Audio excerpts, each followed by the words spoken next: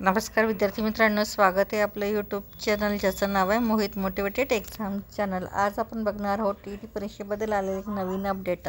ती अपडेट कोणती आहे, चला तर मग सुरुवात करूया व्हिडिओला। TET परीक्षा शिक्षकांसाठी अवघड आव्हान, परीक्षेसंदर्भात भाजपा शिक्षक आघाडीचे प्रशासनाकडे साकडे।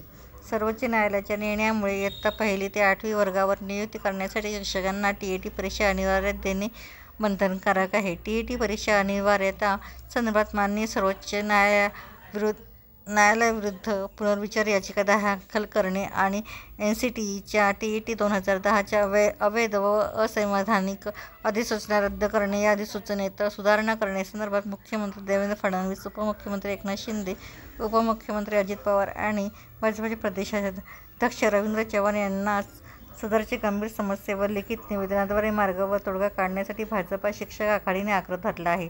त्याचप्रमाणे कोकण पदवीधर मतदारसंघाचे आमदार निरंजनजी डावखरे आणि कोकण विभागाचे शिक्षक आमदार ज्ञानेश्वर म्हात्रे यांनी पाठपुरावा करावा आणि मार्गदर्शन करावे म्हणून भाजप शिक्षक आघाडी आग्रही आहे।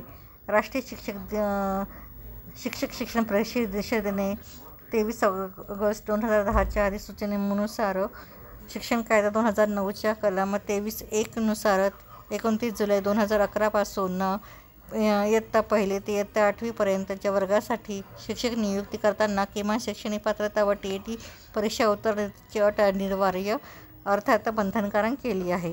महाराष्ट्रात TETची अधिसूचना 13 फेब्रुवारी 2013 रोजी जाहीर आणि प्रत्यक्ष अंमलबजावणी 2016 पासून लागू आहे। शिक्षक भरतीसाठी पवित्र पोर्टल प्रणाली 2017 पासून सुरू आहे।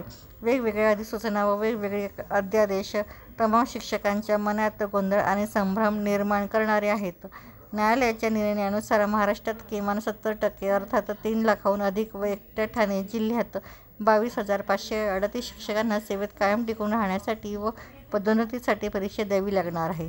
सेवानिवृत्तीमुळे शाळांतील कमालीची घटलेली शिक्षक संख्या 2012 पासून संथ गतीने सुरू असलेली शिक्षक भरती प्रक्रिया, शैक्षणिक व अशैक्षणिक कामांचा वाढता बोजा, ऑफलाईन व ऑनलाईन कामाचा अतिरिक्त ताण, अध्यापनासाठी उपलब्ध असणारी अल्प वेळ आणि 20 ते 25 वर्षाच्या प्रदीर्घ अनुभवानंतर पुन्हा परीक्षा देण्याचे मानसिक दडपण, दहशत व दबाव याचा विचार करता परीक्षेची तयारी करणं आणि ती उत्तीर्ण होणं अडचणीचं ठरणार आहे। शिक्षक भरती पूर्वीच शिक्षकाने शैक्षणिक व व्यावसायिक पात्रता धारण केलेली असते।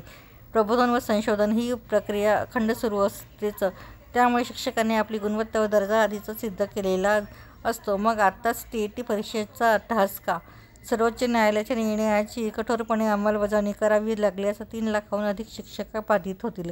शिक्षकांची सध्याची दशा व दिशा बदलण्यासाठी शासनाने शिक्षकांना प्रेरणा, प्रोत्साहन व प्रतिष्ठा दिली पाहिजे। शिक्षकांची मानसिकता व शारीरिक क्षमतेचाही सकारात्मक विचार झाला पाहिजे।